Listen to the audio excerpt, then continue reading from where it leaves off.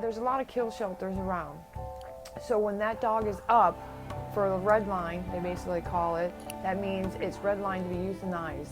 We would go to the kill shelters and rescue them from death row, and we'll bring them here.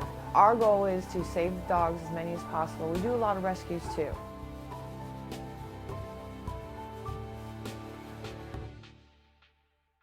It really tugs at your heart to see the pets longing to be moved from a caged facility or into something adoptive, and they can't speak to that. I just feel for them. I really feel for them. Like, you can just see it in their eyes.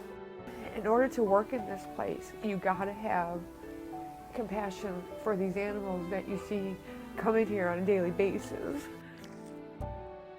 This is my 7th year of volunteering. I adopted just over 1,000 dogs that didn't come back, and that could be anything from a puppy who adopted itself to a dog I had to put a lot of work in. Sometimes months of settling it down, getting it social, keeping it from aggression, trying to see what the dog's triggers are, all of those things. And the payment in it for me and the payback is nothing gives you unconditional love like an animal. Nothing makes you feel better than being able to take an animal from a snarling beast or a shivering bowl of jello to a wonderful companion animal. I think it's important to give back to the, in the slightest ways. If you can't adopt them, then at least get involved with them there and engage with the puppies. The best part is when we get those animals adopted and the family's so excited and the dog's all excited, and we know that the dog knows when they're going to a good home, so that's the best part. It's a living, breathing creature, and it does need attention and care. This is Daphne. That's her original name. We didn't change that. Daphne has a unique life prior to our meeting.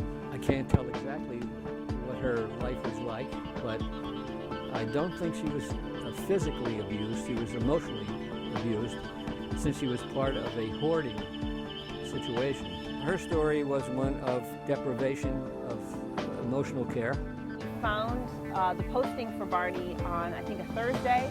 We went and looked at him on Saturday and brought him home Saturday night. It took no convincing. Once I saw his face, I absolutely fell in love. And the adoption process was fast, quick, easy, enjoyable. He was used in a backyard breeding for Boston Terriers. The backyard breeder discovered that he did have some health problems, so they let him go. Benji's 4 years old. He was found 6 months ago in Miami, and then they took him to a shelter in Fort Lauderdale. He was found with a broken leg, and they put a cast on his right leg.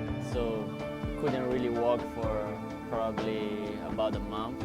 At the beginning, it was a really shy dog, I would say. Probably was a little bit in shock. He was scared. He didn't have good experience before. Coming from that environment, she was very reserved, and her temperament was somewhat held back.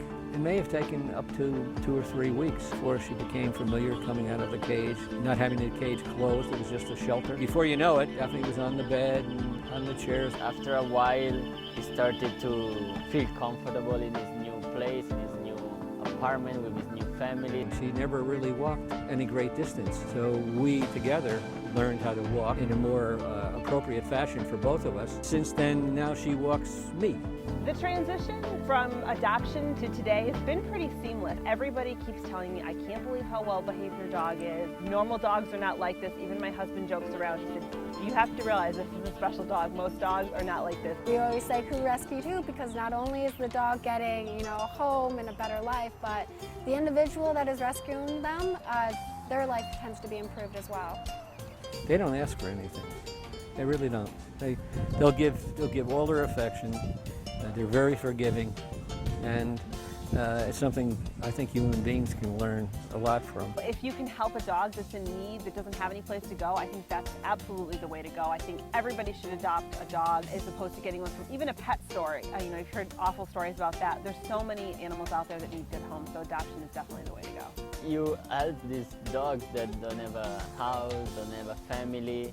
You give them a chance to live a better life. The unconditional love that you feel from this dog from the second you wake up in the morning to the second you go to bed is fantastic. I can't even imagine not seeing him in a day. When I don't see him in a day, I always ask how he's doing because I miss him. They just got to have the love and the compassion for the animal. and they'll get it right back from the animal. That animal will be loyal to you 100%.